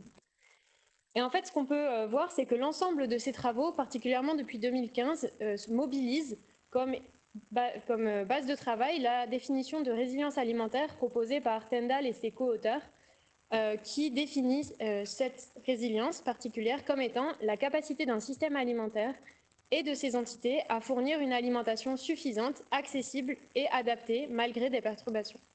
Donc cette définition est ensuite retravaillée, discutée par les auteurs et autrices qui l'utilisent, mais elle sert malgré tout de base de travail. Et en fait, ce qui ressort de ces travaux, c'est que soit certains étudient un système alimentaire dans sa globalité et donc dans sa complexité, soit d'autres travaux se basent plutôt sur une entité du système alimentaire pour essayer de comprendre la résilience de cette entité. Parmi les entités les plus étudiées, on trouve les exploitations agricoles, qui sont, du fait de leur position dans le système alimentaire et de leurs activités économiques de production et de distribution, des entités clés pour participer à la résilience du système alimentaire, puisqu'elles participent à cette fourniture de denrées alimentaires. Et ces exploitations agricoles donc, sont parmi les plus étudiées, et Darnhofer et co-auteurs que je cite ici soulignent également que ces entités ne sont pas isolées, mais qu'elles ont bien un réseau autour d'elles. Et donc, partant de cette considération des exploitations agricoles, plusieurs travaux ont essayé de croiser analyse de réseau et analyse de la résilience de ces exploitations agricoles, en essayant de comprendre quels étaient les effets des réseaux sur cette capacité de réaction face aux crises. Et c'est dans ce croisement entre ces deux champs de littérature que je me trouve, et que l'on peut catégoriser en deux grandes catégories, justement, que je vous présente ici. Une première catégorie de travaux regroupe ceux qui s'intéressent, disons, à l'analyse structurale de réseaux. En fait, ce sont des travaux qui s'intéressent de façon globale à la configuration d'un réseau, à sa structure, soit de façon en modélisant, donc ce sont des réseaux imaginaires que l'on imagine étant idéalement résilients, ou au contraire, que l'on imagine comment est-ce qu'ils pourraient réagir à un choc en fonction de leurs différentes structures, soit des analyses que l'on nomme structurales et qui, ici, analysent la même chose, à savoir la structure du réseau, mais sur des cas existants. Ce que ces analyses mesurent, ce sont la densité du réseau, le nombre de liens qu'il y a, la nature des relations de ce réseau et sa taille. Et ce qu'ils montrent, c'est qu'en effet, cette configuration de réseau peut avoir des effets sur la capacité de résilience des exploitations agricoles. Par exemple, des travaux montrent qu'une exploitation dont les relations sont nombreuses avec des clients, donc avoir une diversité de débouchés, lui facilite certaines réactions face aux crises, comme ce fut le cas pour la crise Covid. L'ensemble de ces travaux, ce qu'ils mettent en évidence, c'est en tout cas le lien effectif, c'est ce que je viens de dire, entre la structure du réseau et la résilience mesurée. Une autre catégorie de travaux s'intéresse à une échelle à l'intérieur du réseau. Il s'agit de la position sociale qu'occupent les exploitations agricoles. Et dans ce cas-là, en fait, ce qu'on voit, c'est qu'une position sociale au sein d'un réseau donne un rôle social à l'exploitation. Et que donc, là aussi, ça influence plus ou moins sa capacité à faire face à une crise. Ce qui est mesuré ici, ce sont des indicateurs de positionnement plutôt, comme peuvent l'être les degrés de centralité, donc la position plus ou moins centrale d'une exploitation au sein de son réseau, ou au contraire la multi-appartenance. Et là aussi, des exemples de travaux montrent par exemple comment le fait qu'une exploitation appartienne est un degré finalement d'intermédiarité, à savoir entre plusieurs réseaux, favorise sa capacité d'anticipation, ici plutôt, puisqu'elle a différentes informations qui lui arrivent. Et donc là aussi, ce que l'on voit, c'est que selon la position sociale occupée à l'intérieur d'un réseau, eh bien, la façon de faire face à une crise peut varier. Ce que l'on peut retenir de ces différents travaux que j'ai rapidement résumés ici, ce sont trois éléments en tout cas, qui m'ont été utiles pour construire le reste de ma réflexion que je vais vous présenter. Et la première chose qu'on peut retenir finalement, c'est que les relations ont effectivement un effet sur la capacité de résilience des exploitations agricoles. C'est-à-dire que d'une part, leur présence ou absence influence la capacité de résilience et également leur nature. C'est-à-dire que c'est ce que montrent notamment les travaux d'analyse structurale. Selon le type de lien qu'entretiennent les exploitations agricoles, eh bien leur capacité à faire face à un choc varie. Et c'est le deuxième élément qui ressort de ces études et qui me semblait intéressant à souligner ici, c'est le fait que l'ensemble de ces travaux considère et se base sur une idée de la résilience comme étant une capacité. C'est-à-dire qu'un exploitant agricole aurait une compétence qui serait de faire face à un choc. Et donc cette compétence pourrait être améliorée ou en tout cas développée pour mieux anticiper les prochains chocs. Et comment est-ce que cette capacité peut être améliorée ou développée? Eh bien grâce à des facteurs de résilience que moi j'appellerais des ressources, qui sont à la fois des moyens matériels, comme peuvent l'être par exemple des circuits de distribution de produits, et à la fois des moyens immatériels, comme peuvent l'être des informations qui permettent de mieux anticiper. Et donc c'est ce que je regroupe sous cette catégorie ressources, qui peut être très vague, mais qui regroupe l'ensemble de ces éléments qui, dans ces travaux, sont mobilisés, combinés entre eux pour justement améliorer cette capacité de résilience. Et comment est-ce que ces facteurs, ces ressources sont acquises? Eh bien par les relations qui permettent ce développement de facteurs. Et donc ce que ces travaux m'ont montré, c'est qu'en effet, il était pertinent de croiser ces deux champs de la littérature, analyse de résilience et analyse de réseau, mais il me semblait intéressant de questionner cette idée d'une capacité d'un système qui serait un peu un choc arrive et une capacité se déclenche, une compétence se met en place et on peut faire face à un choc. Et donc j'ai cherché à approfondir cette approche en précisant un peu ma pensée, en allant voir dans d'autres champs de littérature, et notamment la littérature sur la résilience des socio-écosystèmes. Je n'ai pas fait une revue de littérature, mais deux auteurs m'ont semblé intéressants à mobiliser pour préciser mon approche. Le premier, c'est Walker et ses co-auteurs, qui proposent de considérer la résilience non plus comme une capacité, mais comme un processus. Et en plus, un processus transformatif. Pourquoi est-ce que c'est intéressant? Puisqu'ici, l'accent est mis non plus sur les caractéristiques d'un système, en l'occurrence un réseau, mais aussi sur les modalités de l'évolution de ce système et donc l'évolution au cours du temps de la réaction face à une crise. Et pourquoi est-ce que ça me semblait intéressant d'ajouter cette dimension dynamique quand on étudie la résilience en mobilisant l'analyse de réseau? Eh bien parce que les relations sont elles-mêmes changeantes. Et donc il est intéressant d'ajouter cette dimension de temporalité pour comprendre comment les relations n'ont pas un effet unique et homogène, mais comment différents types de relations, comment une même relation évolue et comment son effet également évolue du coup au cours d'une crise.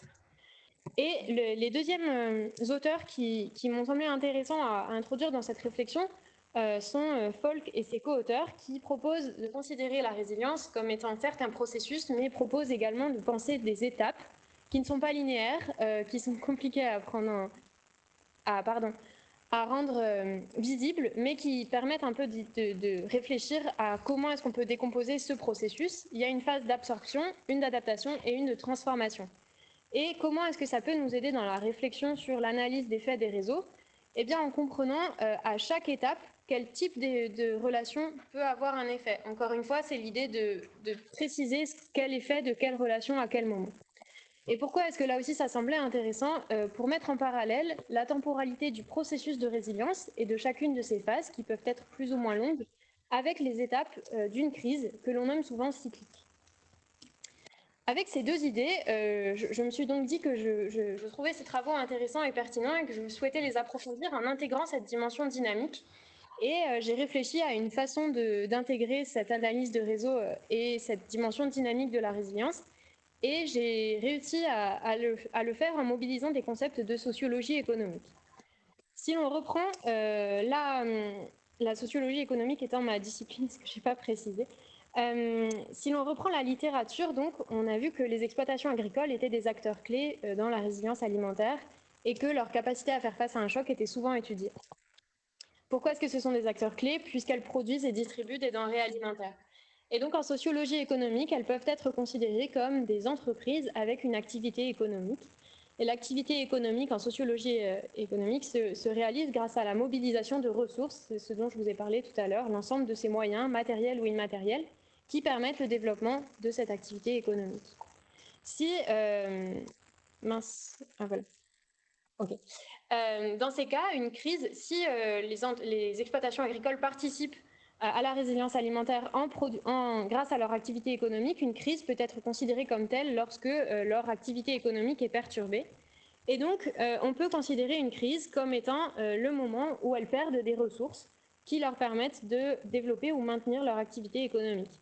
Je prends un exemple que je suis en train d'étudier dans ma thèse. La crise Covid a été une crise pour les exploitations agricoles puisqu'elle a conduit à la perte de leurs débouchés, une ressource qui leur permet de distribuer leurs denrées alimentaires.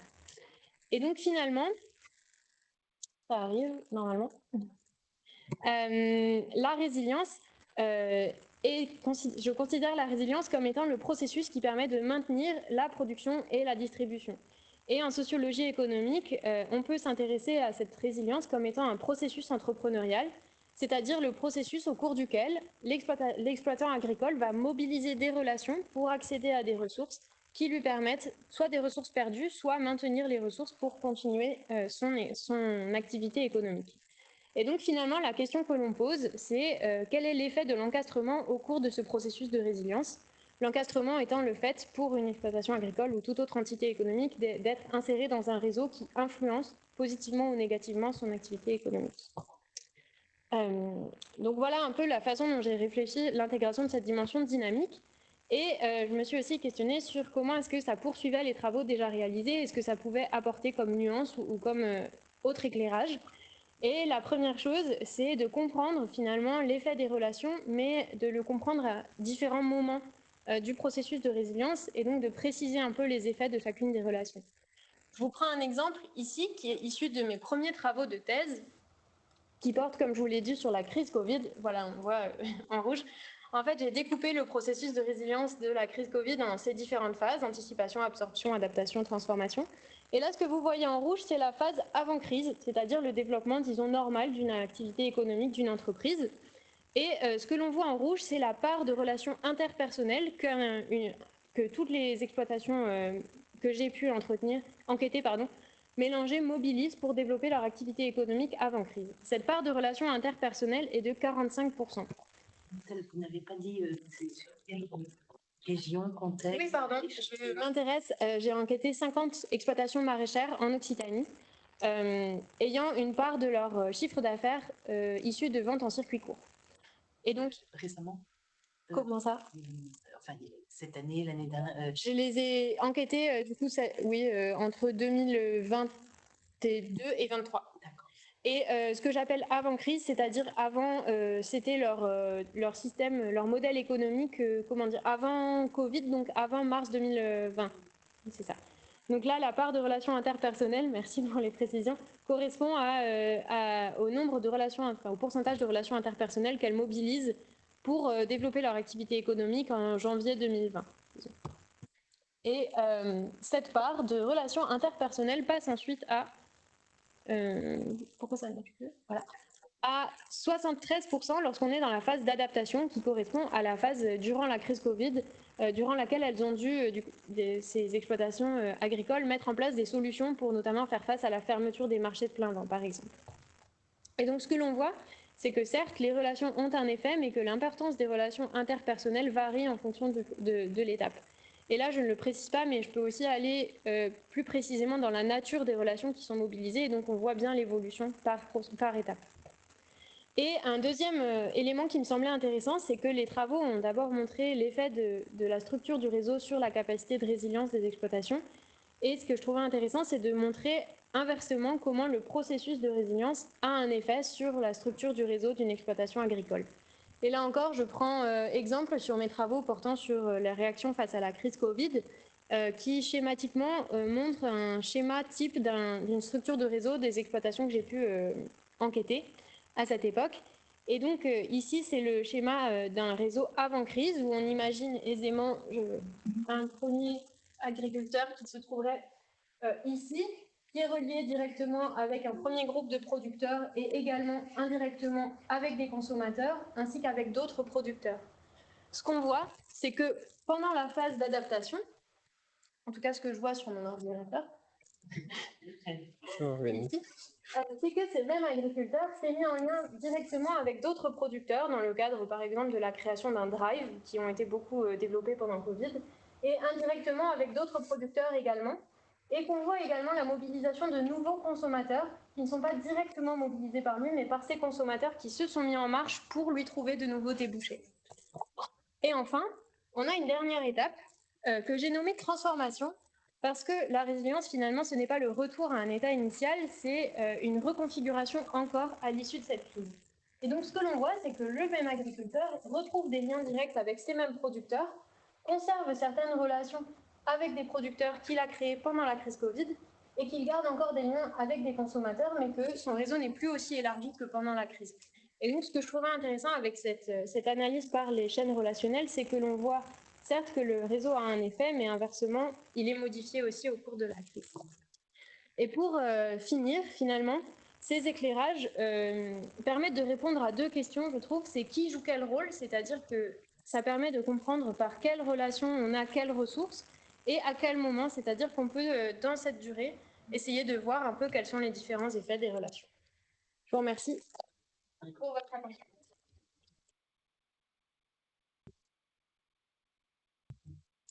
Merci beaucoup, Vientel. Donc, on a 20 minutes pour une discussion plus générale.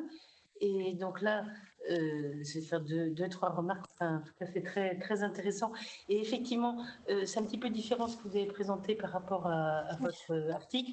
Et je dirais, c'est très intéressant parce qu'en même temps, c'est très programmatique. Là, vous déployez ce que pourrait être un programme effectivement de compréhension du concept de résilience via un autre concept qui est celui de, non seulement un concept, qui est celui de réseau. Et vous avez tout à fait raison de bien insister sur à la fois l'historique de ce concept, puisqu'il a une histoire. Enfin, le concept de granovetteur n'est plus le concept, par exemple, qui est utilisé aujourd'hui, et d'avoir insisté effectivement sur le fait que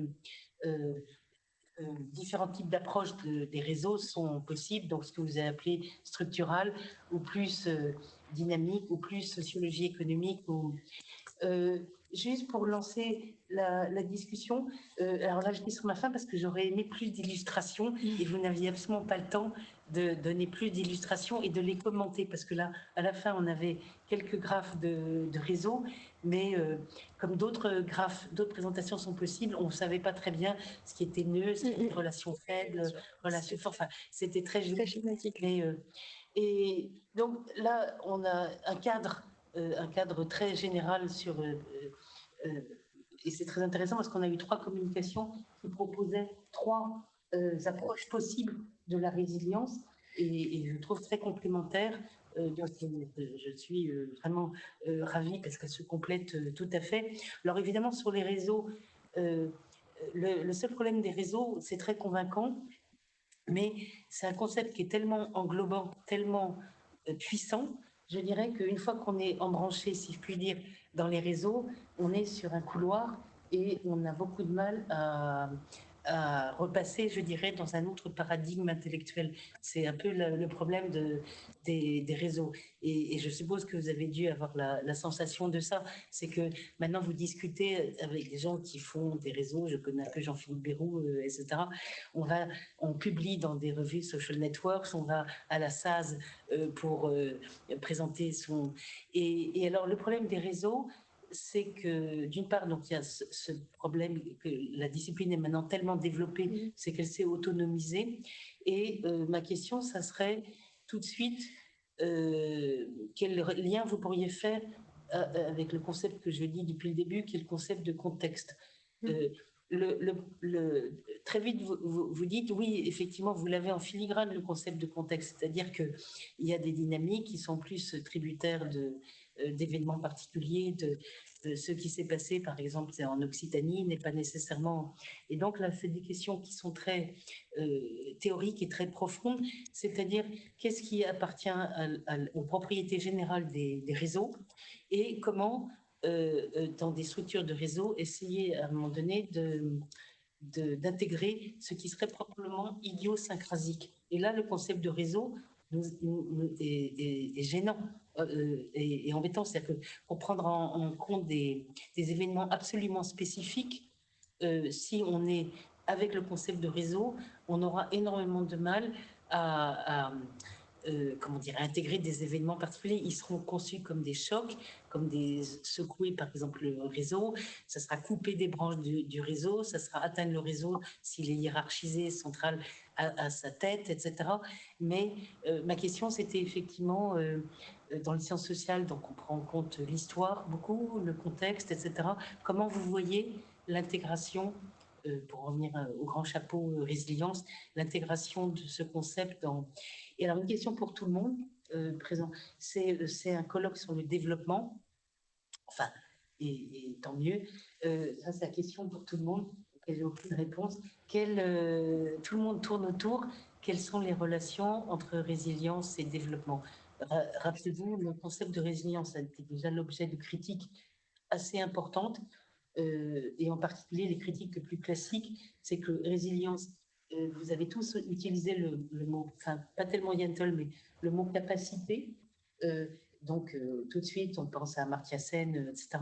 Et une des grandes critiques sur le concept de résilience, c'est que ça alloue, ça fait porter la charge de la capacité à résorber le choc, etc., sur l'unité qui est affectée par le choc. Énormément de gens plutôt marxistes ou autres diraient ça, c'est pas une bonne approche, puisque ça n'est pas l'unité affectée par le choc qui devrait avoir à répondre de sa capacité ou non à répondre à ce choc. Si quelqu'un qui est déjà pauvre, indigent, malade, etc., reçoit par ailleurs en plus un coup sur la tête, est-ce que c'est vraiment de sa faute s'il n'arrive pas à surnager? Est-ce que ce n'est pas justement le contexte dans lequel il est qui fait... Et c'est vrai que peut-être vous trouvez que cette critique pas pertinente, mais depuis une dizaine d'années, le concept de résilience, et en particulier pour les pays en développement, c'est quand même une question, c'est est-ce que il faut se focaliser sur la capacité à répondre à des chocs plutôt que les conditions qui font que certaines populations sont beaucoup plus affectées par les chocs. Voilà. Et je me tais. Voilà, maintenant, donc d'abord pour Yentl et puis après une discussion. Est-ce qu'il y a des questions? Non. Donc, Preuve. Moi, j'aurais fait deux questions. Merci pour votre présentation. D'abord, je me posais la question sur les relations interpersonnelles. Qu'est-ce que vous entendez exactement par là? Est-ce que c'est le fait de connaître l'individu, d'avoir une relation proche avec lui, de faire du commerce avec lui? Voilà, où se situe le niveau? C'est la première question. Enfin, est-ce que c'est un signe d'intermédiaire?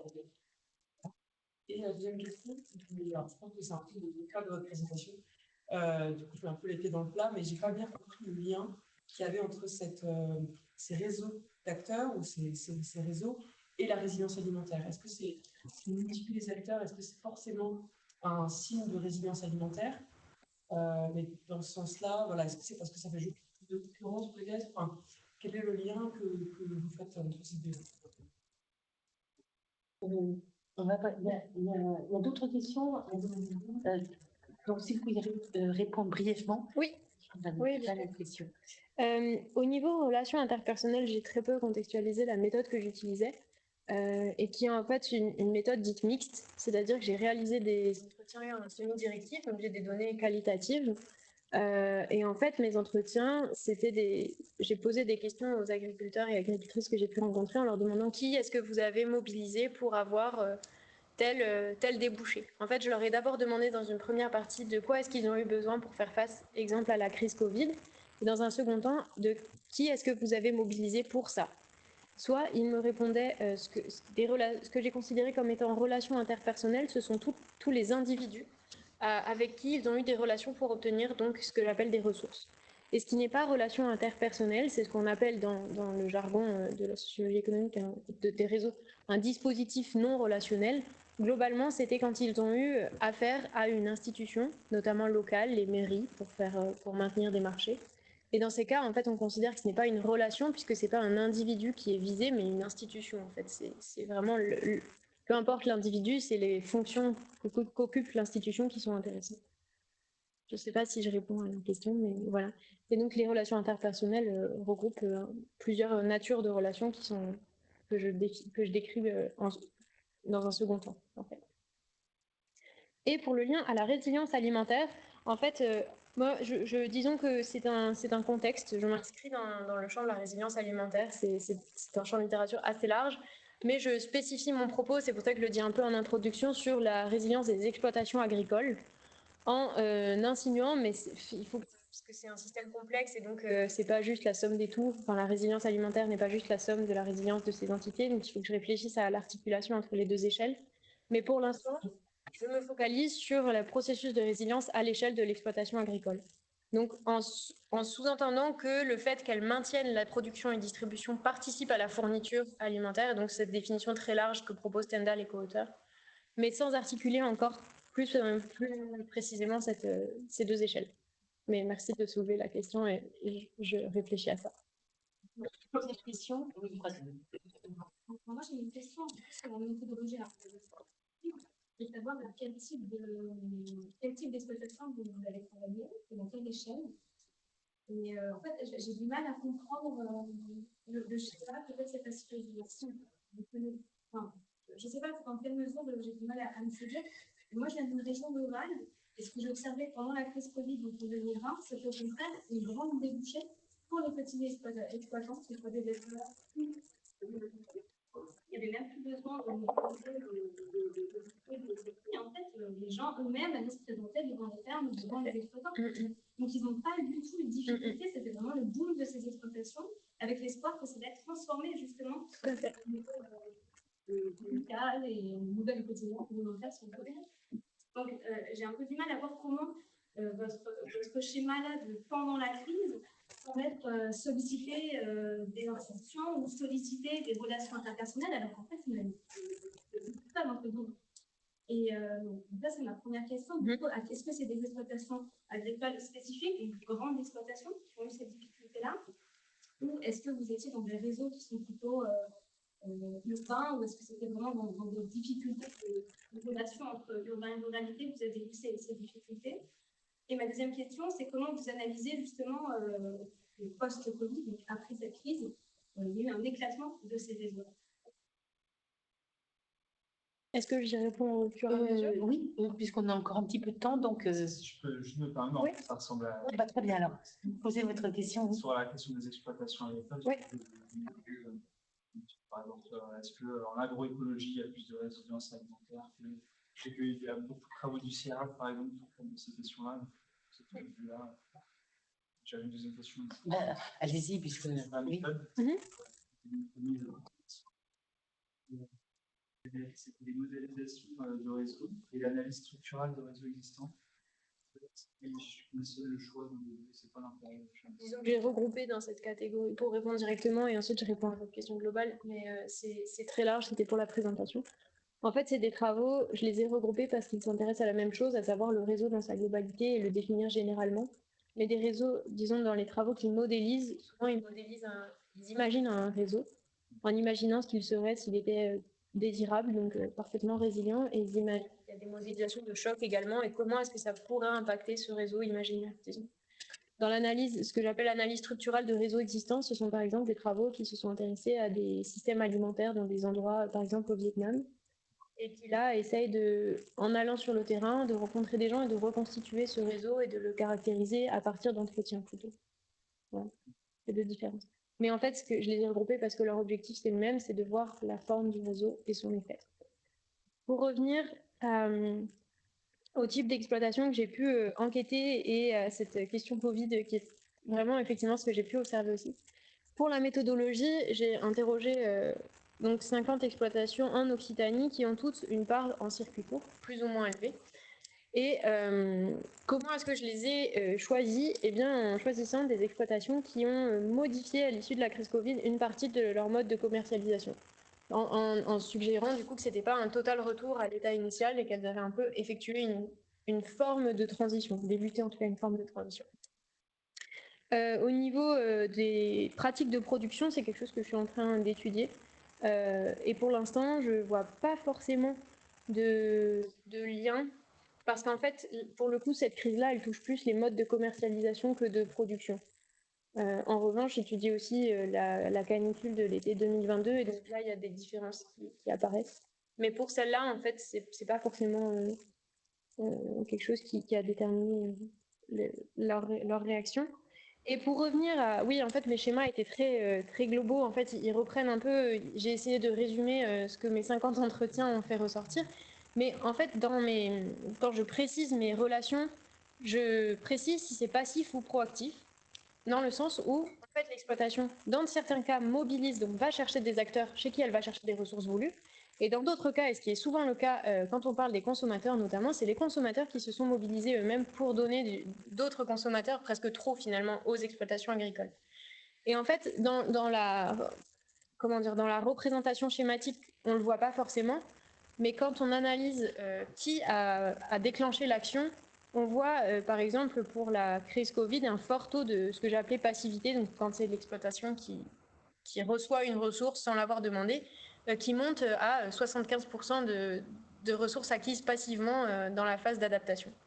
Donc voilà, finalement là j'ai montré quelques éléments, mais en effet il faudrait dans ces schémas que je précise les nœuds, le type de lien et le sens de la relation, parce qu'on verrait tout à fait ce que vous avez dit. Voilà. Merci. Nous avons encore un petit peu de temps pour des questions et on peut aussi revenir. Bon, Valérie nous a quittés, mais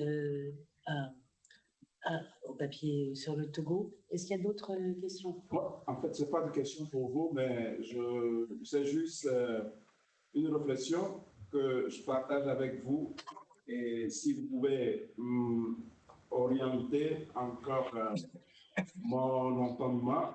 En fait, si à partir de ce matin jusqu'à ce soir, on se rend compte que la résilience est inéluctable. Chacun, qu'il le veuille ou pas, tant qu'il vit, il trouve quelque chose comme réponse à une situation qui se pose à lui. Et parfois pas, parfois il meurt. Oui, s'il ne meurt pas. Alors, est-ce qu'on peut tenter, ou bien c'est une erreur, ce serait une erreur de notre part, de dire qu'il y a des résiliences positives? Ou bien est-ce qu'on peut qualifier une résilience? D'autant plus que ça va être très difficile, puisque l'on doit réagir s'il ne meurt pas. C'est juste, ce n'est pas une question, mais voyons votre bagage vraiment assez... Valérie est un petit peu, elle n'est plus là, elle est dans l'avion, peut-être.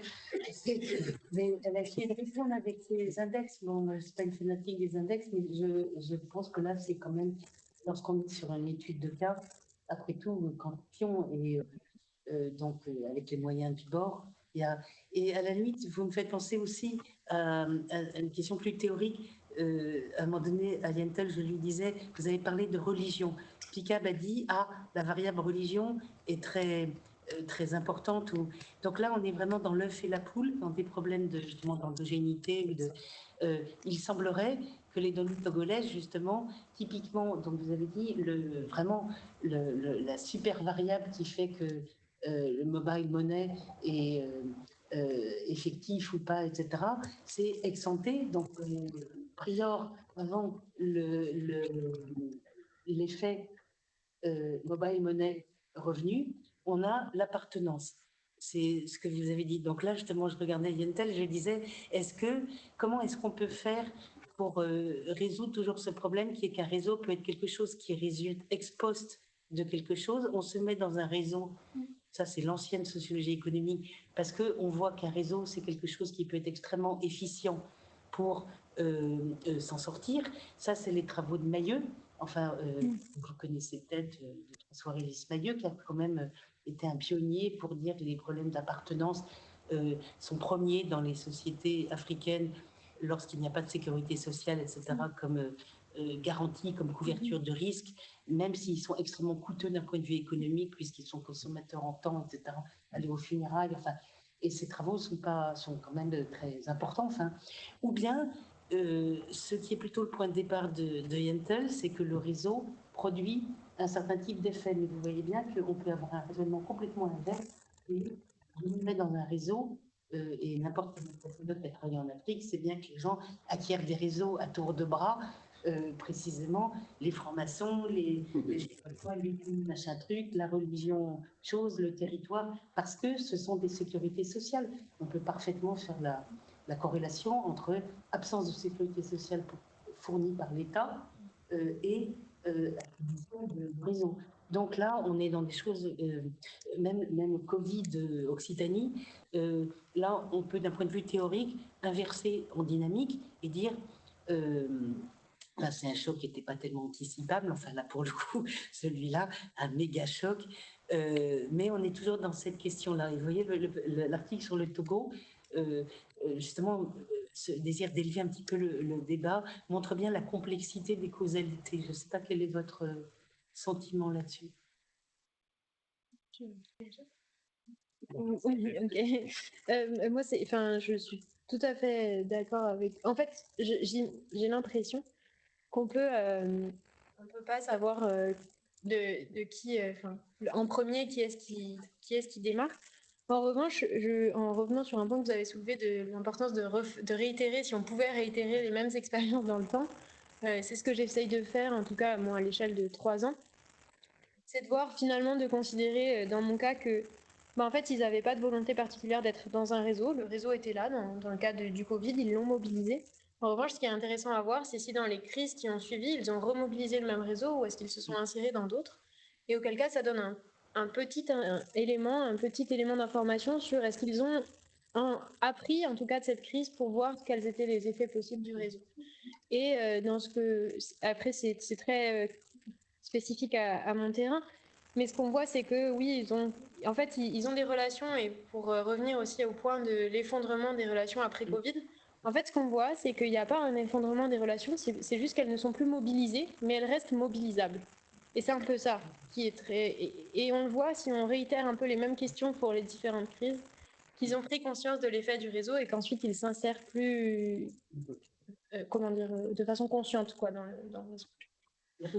L'aptitude à être activée ou réactivée est une dimension, c'est très intéressant ce que vous dites, de la résilience. Oui. Il y a quelque chose qui est dormant, si je puis dire. Un peu, exactement. Ouais. Ça, c'est vraiment intéressant. Pika, vous avez un... Oui, j'ai quelque chose à ajouter par rapport à ça. Ce que je peux dire pour contextualiser dans le cadre du Togo, lorsque la pandémie de Covid est arrivée, aussitôt, lorsque les autorités ont pris cette mesure de peut-être allouer des fonds aux ménages les plus démunis, ils ont été confrontés à un problème. C'est-à-dire qu'il y avait des gens qui allaient dans des centres pour prendre des coordonnées de ces ménages pauvres et se faire passer pour ses propres ménages, donc, et dérober les fonds.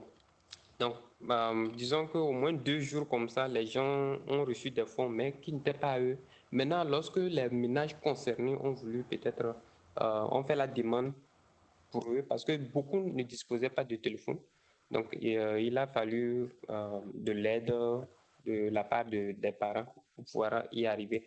Et maintenant, l'un des défis auxquels ils ont été confrontés, c'est qu'ils n'arrivaient pas à voir quel ménage même qu'on peut qualifier de vulnérable. Parce qu'au Togo, on n'a pas un registre social unifié qui permet vraiment de catégoriser chaque ménage en fonction de son type de revenu, son niveau de vie, ainsi de suite. Donc, c'était ça la difficulté. Et je pense qu'aujourd'hui, les autorités ont mis en place une politique pour mettre en place maintenant le registre social pour pouvoir faire face à des éventuels chocs comme la pandémie de Covid-19, vu que c'était un choc que personne ne s'attendait aussi. Donc, je pense que d'une part, voilà les effets positifs, on peut dire, de Covid-19, parce que depuis qu'on évoque, on est en train de parler de ces effets négatifs, mais il faut aussi dire que c'est l'un des effets positifs qui a amené la mise en place aujourd'hui de l'élaboration du registre social togolais. Je vais faire une remarque provocatrice qui va complètement dans votre sens. C'est 2 choses. D'une part, se poser la question de quand certains systèmes, quelle que soit l'approche, ne sont pas du tout résilients, ils meurent, et ça arrive dans l'histoire sans arrêt, c'est-à-dire que tout d'un coup, et là je trouve que les théories, ça c'est mon dada à moi, les théories pertinentes, c'est les théories de non-linéarité, d'effet de seuil, d'effet feedback. Enfin, donc les théories de la complexité, l'économie de la complexité est très utile pour ça, puisque donc elle travaille sur les tipping points, c'est-à-dire qu'est-ce qui fait qu'à un moment donné, les effets papillons, eh bien, un minuscule événement fait que la totalité d'un système s'écroule. C'est les transitions de phase, c'est-à-dire qu'un degré de plus fait que tout d'un coup, un glacier devient de l'eau, etc. Donc là, c'est une approche aussi sur pourquoi résilience. Et puis une remarque provocatrice, l'aide au développement, par exemple la modernisation ou le capitalisme, etc., n'a rien de plus en horreur que la résilience, puisque ce qu'ils veulent, c'est moderniser et surtout pas qu'il y ait une résilience de systèmes antérieurs, de type croyances traditionnelles, comportements traditionnels, etc. Donc je voulais, là c'est un petit peu provocateur, mais de dire attention, la résilience, y compris pour les policymakers auxquels les gens qui font du développement ont affaire du matin au soir, sont parfois des gens qui ne valorisent absolument pas cette résilience. Et je trouve ça un peu paradoxal, mais lorsque... Et encore une fois, au XIXe siècle, quand le capitalisme s'est mis en place en Angleterre, il a fait exploser tous les systèmes, enfin beaucoup, tous les systèmes traditionnels. C'est exactement ce que Arthur Lewis a décrit dans le système dualiste, Unlimited Supply of Labor, c'est-à-dire qu'est-ce qui fait que si on paye les gens au salaire de subsistance, eh bien tout s'écroule et ils vont populer les villes pour pouvoir offrir leur force de travail dans les usines, etc.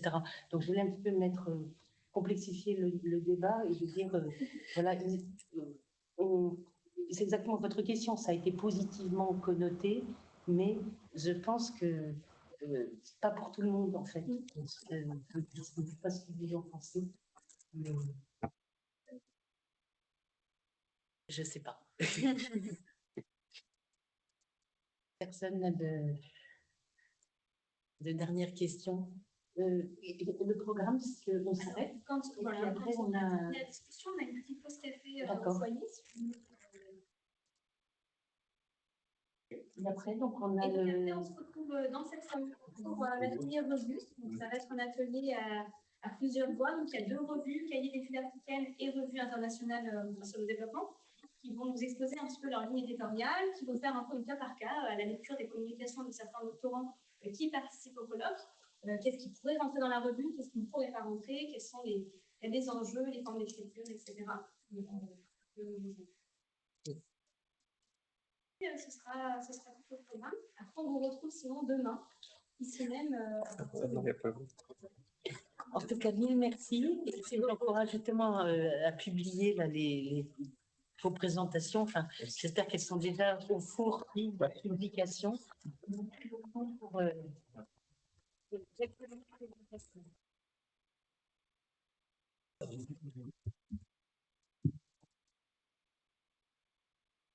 et là, vous allez reprendre